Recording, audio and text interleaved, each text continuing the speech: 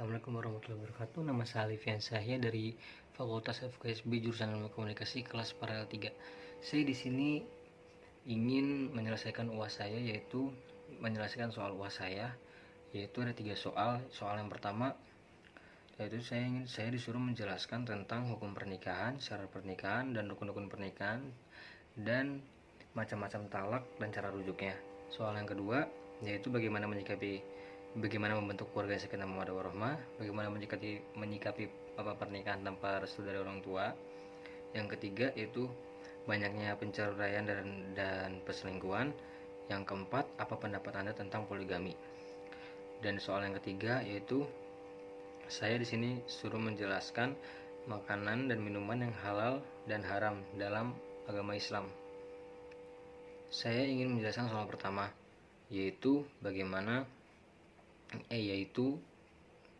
hukum-hukum pernikahan. Hukum-hukum pernikahan ada mubah, sunnah, wajib. Mubah menurut sebagian besar ulama, hukum asal nikah adalah mubah, artinya boleh dikerjakan, boleh ditinggalkan.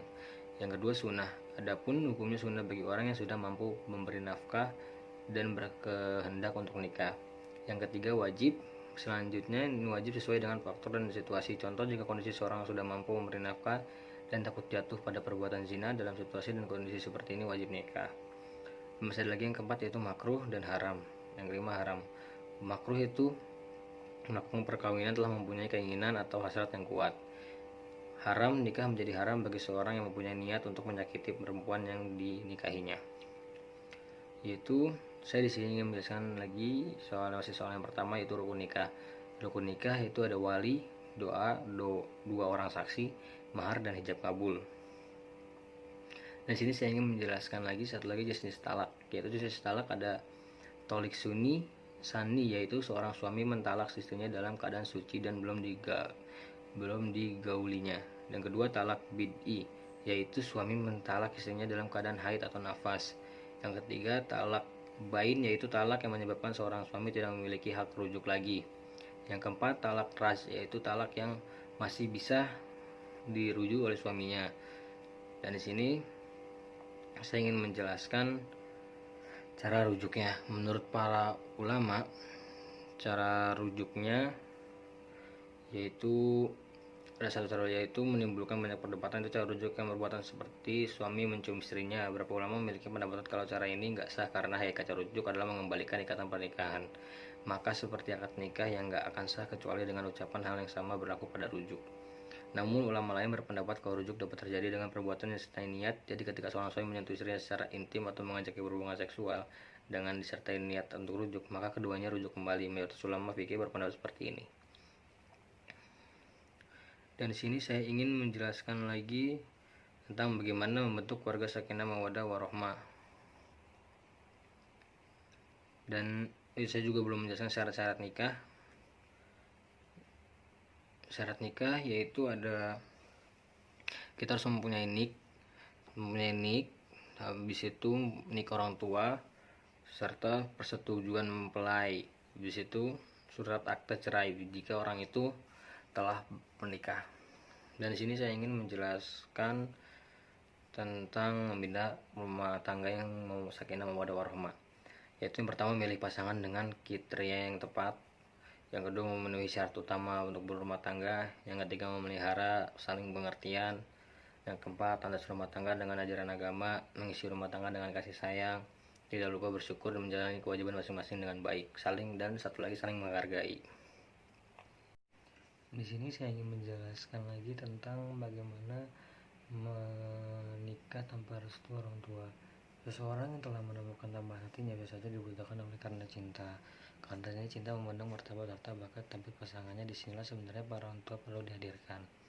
Orang tua yang sudah makan asam garam kehidupan tentu lebih tahu, punya insting kuat atau membantu anaknya memilih calon pendamping hidup yang tepat. Banyak alasan mengapa mereka nggak kunjung merestui hubungan sang anak. Di sini lagi untuk soal yang ketiga, untuk pertanyaan yang ketiga dari soal kedua, yaitu kenapa di sini perselingkuhan sering terjadi di masa pandemi ini. Yaitu sebagai orang beragama tetaplah dengan teguh pada keyakinannya yang kita anut kepada Allah SWT, kepada manusia dengan menguasai seluruh dunia dan dengan sisi alam. Istri atau suami yang memuji Allah dengan ujian perselingkuhan dari pasangannya adalah istri dan suami yang terpilih. Mereka dipilih Allah oleh Allah terpasang karena kemampuan kesanggupannya untuk menyelesaikan masalah. Sesungguhnya yang telah sangat menyenangkan Anda para ibu selalu setia pada pasangannya di saat suka dan duka, di saat miskin atau kaya, di saat sehat juga sakit. Mengapa sering terjadi? Mungkin karena merasa bosan atau merasa jenuh dengan pasangannya dan merasa kurang menghargai satu sama lain.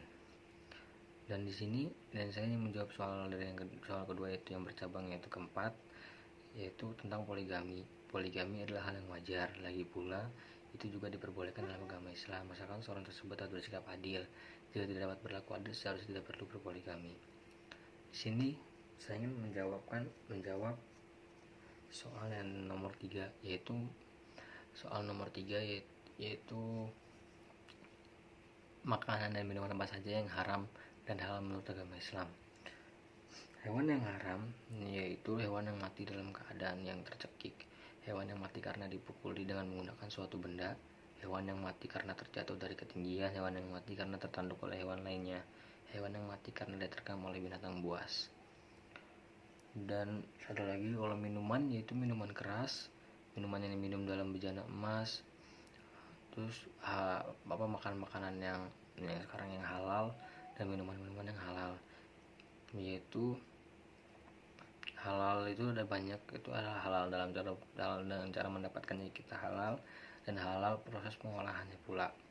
Semua makanan tidak memberi mudarat, tidak membahayakan kesehatan jasmani, dan tidak merusak akal dan moral akidah. Itu masukkan makanan yang halal, yaitu binatang ternak, binatang yang hidup di laut atau air. Mungkin segitu saja yang bisa saya sampaikan dari soal-soal yang diberikan untuk UAS karakter agama Islaman. Mungkin masih banyak yang kurang, saya mohon dimaafkan kurang lebihnya. Saya akhiri dengan mengucap salam. Wassalamualaikum warahmatullahi wabarakatuh.